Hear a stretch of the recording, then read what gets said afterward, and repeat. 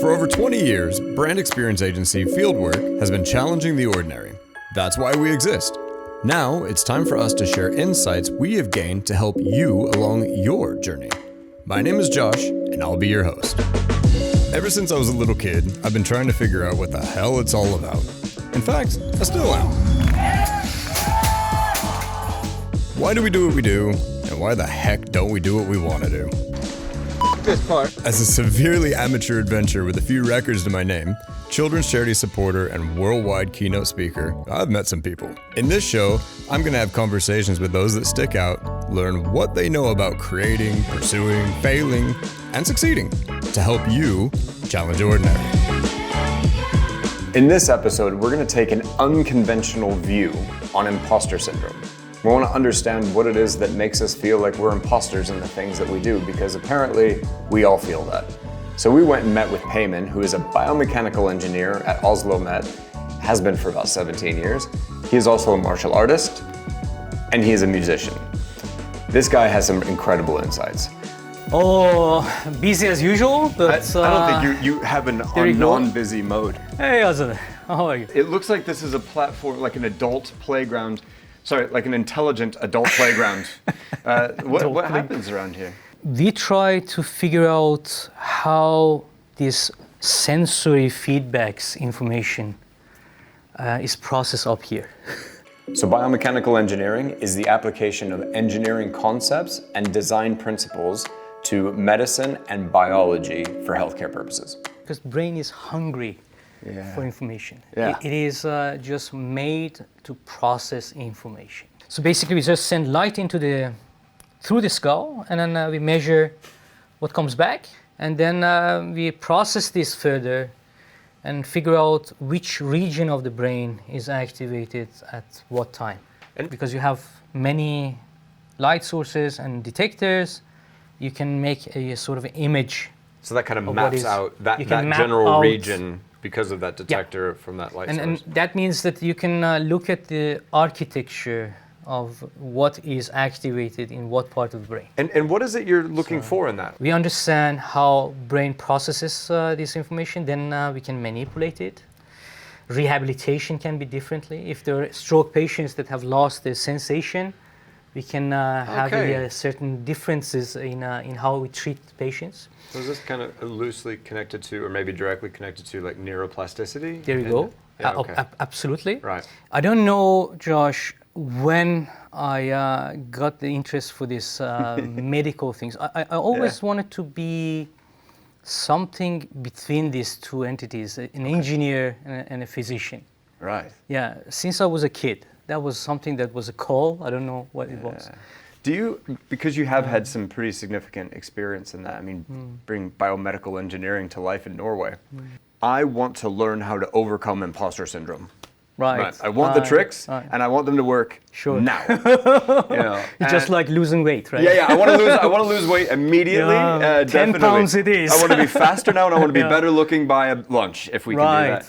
All right. So what is imposter syndrome? There's an article by Psychology Today that quotes two psychologists from 1978 by the names of Pauline Rose Clance and Suzanne Imes.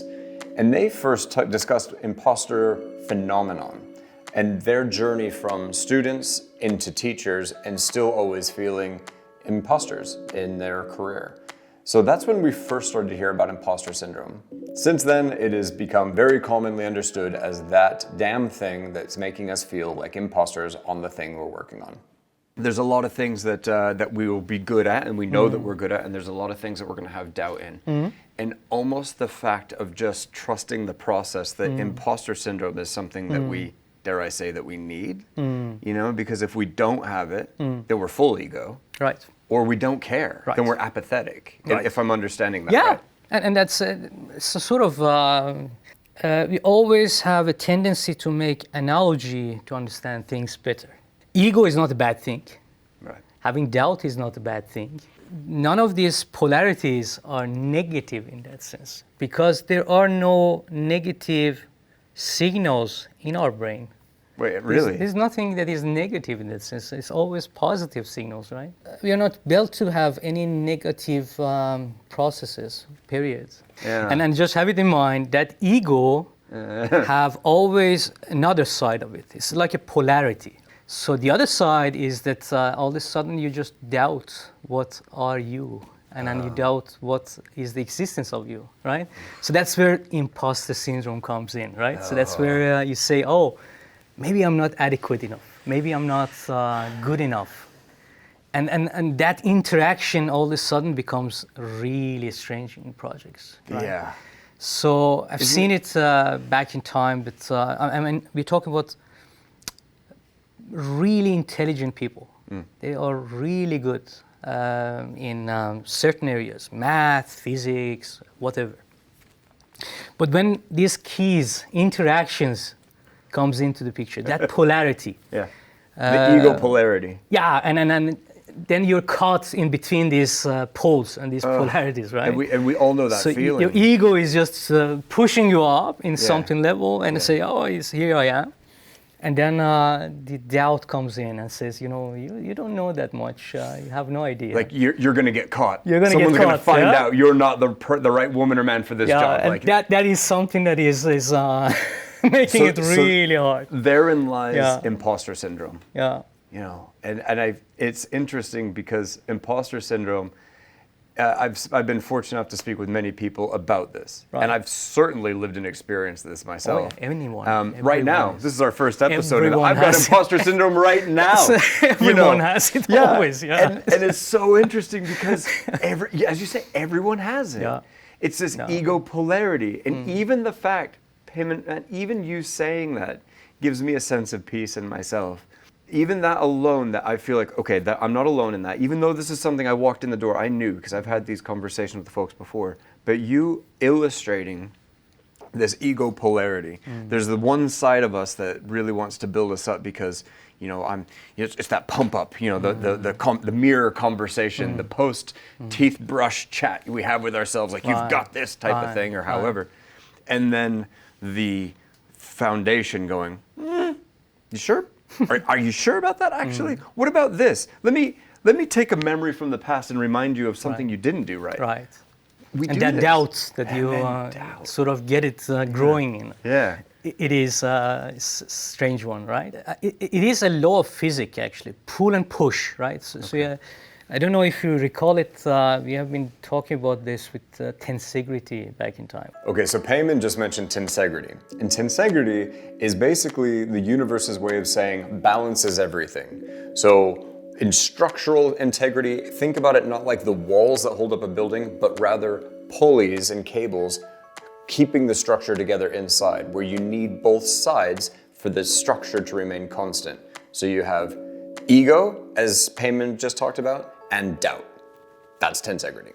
And I think that our mind is the same thing.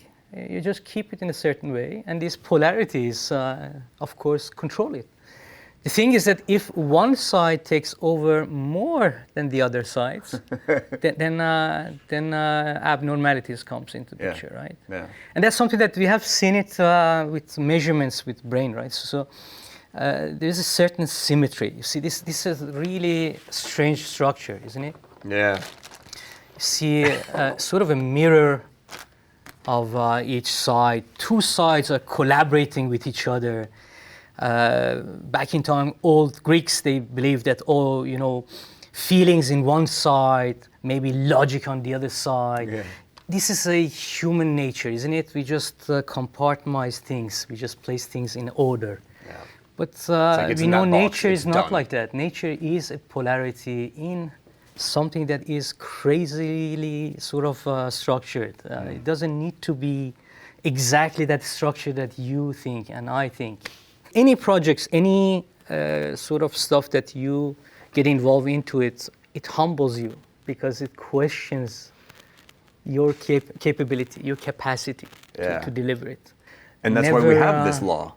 Yeah. If I'm understanding correctly, that's why we have imposter syndrome. Don't lose that touching point, because if you lose it, you don't have that either the ego comes in, Yeah. and then you have that super ego that drives everything, or you're just doubting yourself and you just become something invisible. Yeah. So I've got to say, and thank you for this time. Every time I have a conversation with you, I get so much more fire, man. And I have no doubt that folks watching this always a pleasure. will feel the same.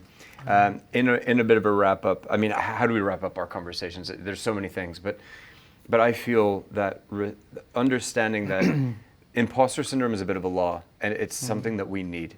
It's a tool for us to remember that there's a push and pull on our ego that's there to keep us in check, and in order to use it to grow, we maintain respect and understanding for other people in the conversations we're in, and also give that sense of respect and understanding for ourselves, and realize that, this isn't something new. Yeah. This isn't something that we're going to find a cure for. We wouldn't want a cure for it because we need it. Absolutely. Okay, so there's that. And it's not like, I'm in cold water, now I have to swim. Life is swimming in a cold pool anyway. Yeah. So enjoy it. You enjoy it. You learn to use it. Yeah. Have fun with it. Absolutely. From your view, are there a couple of things that you'd say that you would really want people to have as useful tips for themselves? I would say never give up. Persistency. Always keep going. That's the sort of magic word in it. Yeah. And I mean, there are always people that are sort of born with certain gifts. Always.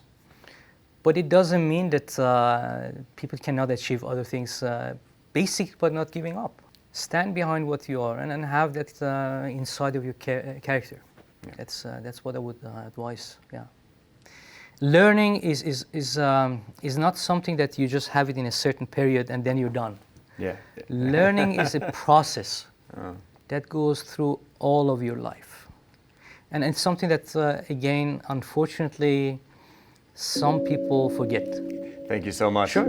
Again, I'm giving you a hug. That's how I'm wrapping this up. No worries. I hope you enjoyed watching this as much as I enjoyed making it. Massive thank you to Peyman. Huge thank you to you for showing up. And we've got more content coming on useful tips to help you have a badass career.